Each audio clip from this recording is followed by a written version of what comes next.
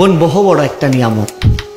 বোনের আন্তরিকতা, ভাই বোনের খুনসুটি, ভাই বোনের যে একটা মহাব্বত, আন্তরিকতা যে জিনিসটা, এটা কিন্তু ভাই হিসাবে প্রথম ভাইয়ের দায়িত্ব বোনের এই আন্তরিকতা রক্ষা করা, ঠিক কিনা বলেন?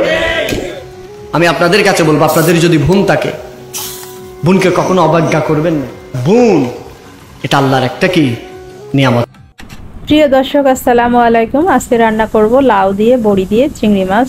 যেহেতু গরম পড়েছে, গরমের সময় লাউটা তো শরীরের জন্য খুবই উপকার, আর তার সাথে চিংড়ি মাছ হলে তো কথাই থাকে না। তো প্রথমে চিংড়ি মাছগুলোকে আমি ভালো করে ধুয়ে নিয়েছি এবং সামান্য একটু লবণ মাখিয়ে ফ্রাই প্যানে ভাজবার জন্য দিয়ে দিয়েছি। চুলার আঁচটাকে রেখেছি মিডিয়াম। এবার এগুলো যখন ভালোভাবে ভাজা হয়ে যাবে, একটু এপিট এপিট উল্টিয়ে নিব যাতে চিংড়িটা কোনোভাবে পুড়ে না যায়। আমি ওই পিঠটা সামান্য একটুখানি রেখেছি, তারপরে এই চিংড়ি মাছগুলোকে আবারও একটু উল্টিয়ে নিচ্ছি। এভাবে খুব সুন্দর করে এপিট ওপিট ভেজে নেব। তবে আরেকটা কথা খেয়াল রাখবেন, চিংড়ি মাছ যদি খুব বেশি ভাজা হয়ে থাকে সেক্ষেত্রে চিংড়ি মাছ কিন্তু শক্ত হয়ে যাবে, চিংড়ি মাছের স্বাদটা নষ্ট হয়ে যাবে। এটা এই চিংড়ি মাছ রান্নার বিশেষ টিপস। এর পরিবর্তে সামান্য আরেকটু তেল দিয়ে দিলাম, তেলের পরিমাণটা একটু কম হয়েছিল। আমি এখানে সরিষার তেল ব্যবহার করেছি, আপনারা চাইলে সাদা সয়াবিন তেলটা ব্যবহার করতে পারেন। চিংড়িটাকে একটু কষিয়ে নেব, খুব বেশি কষাবো না, বেশি কষালে শক্ত হয়ে যাবে, স্বাদ নষ্ট হয়ে যাবে।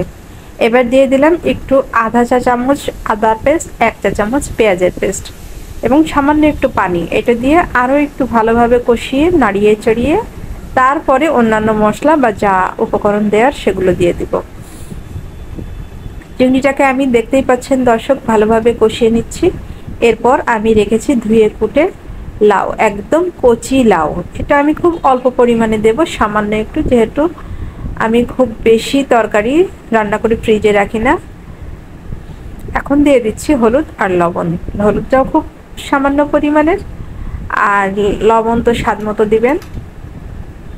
আর দেখা যাচ্ছে কি লাউয়ে আপনার যে কোনো মশলা খুব কম যায়। বড়িগুলোকে এখন উঠিয়ে দিচ্ছি। এবার এটাকে কষিয়ে নেব ভালো করে। যে কুমড়োর বড়িগুলো আমি প্রথমেই ভেজে রেখেছিলাম সেইগুলোকে একটু কষিয়ে নেড়ে চেড়ে নেওয়ার পরেই আমি এর মধ্যে দিয়ে দেব কেটে ধুয়ে রাখা লাউগুলোকে। এখন একে একে দিয়ে দিচ্ছি লাউগুলো।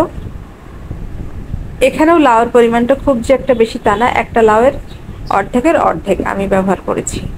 ব্যাস, এবার এটাকে এমনভাবে কষাতে থাকবো যাতে লাউয়ের পানিতে লাউটা সিদ্ধ হয়ে যায়। যে কোনো সবজির মধ্যেই কিন্তু পানি থাকে, সেই পানি দিয়েই আপনার সবজিটা অর্ধেক সিদ্ধ হয়ে যাবে। আমি এভাবেই এই প্রসেসেই রান্না করি সব সময়। আর জালটা থাকবে সবসময় মিডিয়াম লো ফ্লেমে। এভাবে কষাতে কষাতে অনেকখানি লাউটা নরম হয়ে যাবে যখন, তখন শেষ মুহূর্তে গিয়ে আমি গরম পানির ব্যবহার করব। আমি সবসময় তরকারিতে গরম পানি ব্যবহার করি, তাতে স্বাদ দ্বিগুণ থাকে। হালকা কুসুম গরম পানিটা দিয়ে দিলাম। এবার এর মধ্যে আরও কিছু মশলার প্রয়োগ করব। আপনারা চাইলে ধনিয়া গুঁড়াটাও দিতে পারেন, আমি ধনিয়া গুঁড়াটা দিই নাই। আমি এখানে এখন দিয়ে দেব, ঢাকনাটা দিয়ে দিব। ঢাকনা দিয়ে ঢেকে কিছুক্ষণ সিদ্ধ করে নেব। শেষ মুহূর্তে আমি দিয়ে দেব কাঁচা লঙ্কা আর জিরা গুঁড়া। ব্যাস, হয়ে যাবে আমার লাউ, বড়ি আর চিংড়ি মাছ দিয়ে খুব চমৎকার একটা গরমের তরকারি। এখন ঢাকনা দিয়ে ঢেকে দিলাম কিছুক্ষণের জন্য। ব্যাস, এখন 3-4 টুকরা কাঁচা লঙ্কা দিয়েছি। আমি পূর্বে কিন্তু কোনো পাটা লঙ্কা বা গুঁড়া মশলার ব্যবহার করি নাই। লাউয়ে কখনোই ঝালটা বেশি প্রয়োগ করা যায় না। শেষ মুহূর্তে দুটো একটা কেটে দেবেন, এটাতেই খুব চমৎকার ফ্লেভার আসবে এবং ঝালটাও ছড়িয়ে যাবে। খুব অল্প ঝাল লাগে লাউয়ে, লাউয়ে ঝাল দেওয়াই যায় না। আর এখন দিয়ে দিব সামান্য একটু জিরার গুঁড়া।